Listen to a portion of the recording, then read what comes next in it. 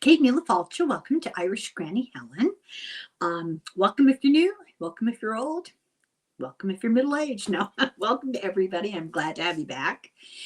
And today I am doing this strange conglomeration, this person who, for many reasons, got my attention. First of all, I liked him in movies. One of those sort of minor-ish actors, better known in Europe. Also because I did a recording of the life of Kurt Cobain and the recording of the life of Kurt Vonnegut. And I thought, wouldn't it be funny if I could find a famous Hollywood star called Curt that was involved in something interesting? And I, for various reasons, did not want to do, what's his name? Curt with the chin. I didn't want to do that. So I Googled famous actors named Curt, and this guy's name popped up right away. I went, oh, of course, I'd completely forgotten about him. Turns out he had a very interesting background. You'll quickly see why I picked him to read about, because I wanted somebody that when I get together with Deborah, we can find interesting questions to ask. So I'm talking about a guy whose real name was Curd Jurgens, but in the United States, he was called Curt. Curd Jurgens. Born December 13th, 1915 in Munich. He had older twin sisters. He began work as a journalist. I guess there's not a whole lot known about his childhood. But he was talked into acting by his wife, Louise, which I thought was interesting. But he didn't, I mean, this is pre-movies, really, at the very, very, very beginning of movies. He was a stage actor, and he was a stage actor in Vienna. In 1933, he was in a serious accident, and as a result, couldn't have kids. I don't know, there's no details. In 1935, he made his first movie from the stage to movies called Royal Waltz. So he was in a couple of movies in the 40s that were very critical of the Nazis. And this is what drew my attention. I am eager to see if we can get some information about that time period, what it was like for artists, because all of the arts were heavily propagandized. In 1944, this really struck me.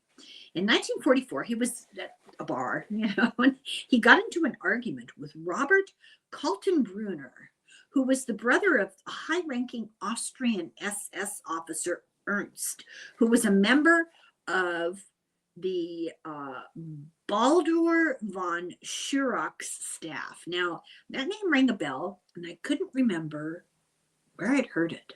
I looked it up. He was the leader of the Hitler Youth.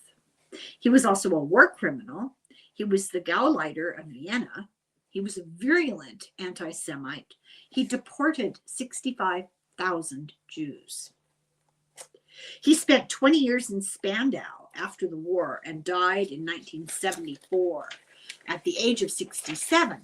But that's not Curd Jurgens. That's this guy he got into a fight with. That wasn't good.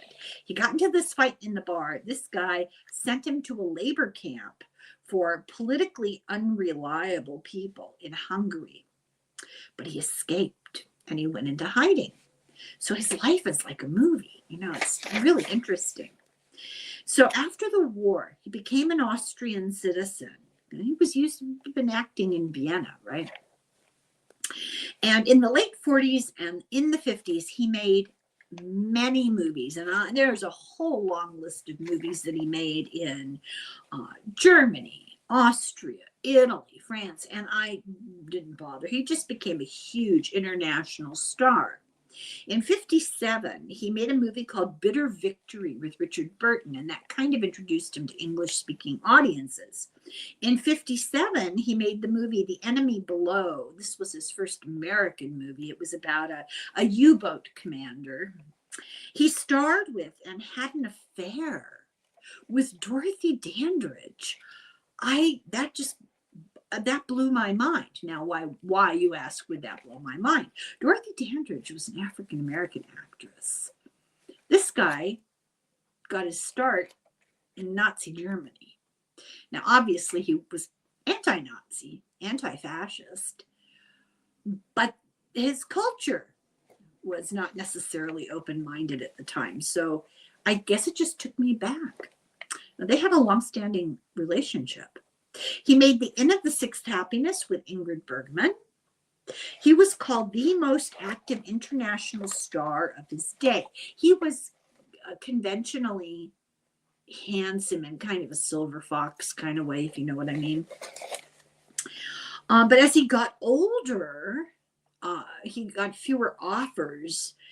In the 1960s, he got fewer leading roles, and he took minor roles. He was the villain in the movie, James Bond movie in 1977, The Spy Who Loved Me. He was in more than 100 movies, and he was a notable stage actor. He did all sorts of stuff on stage all over Europe, Vienna, Salzburg, but he was also on Broadway. In 1976, he wrote a memoir called And Not at All Wise. So his permanent home was in France, but he was often in Vienna, so he's kind of back and forth. One of the things that I want to talk to him about, not only with the Nazis in Germany before the war and what that was like, in Vienna before the war, because, Austria was an interesting place pre-World War II. He had a heart attack, and he had a near-death experience, and he said he went to hell. We have to know about that.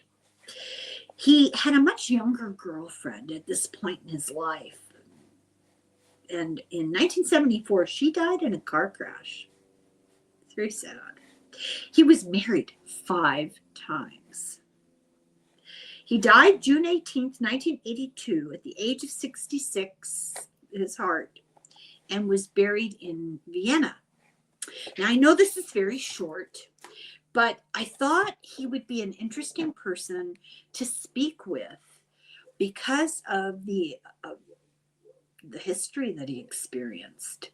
So I apologize for making this such a short little video, but I hope you'll stay tuned because Deborah and I will have a few questions for him. I think it might be really interesting. So thank you very much for watching. Slán go fóill. Slánte.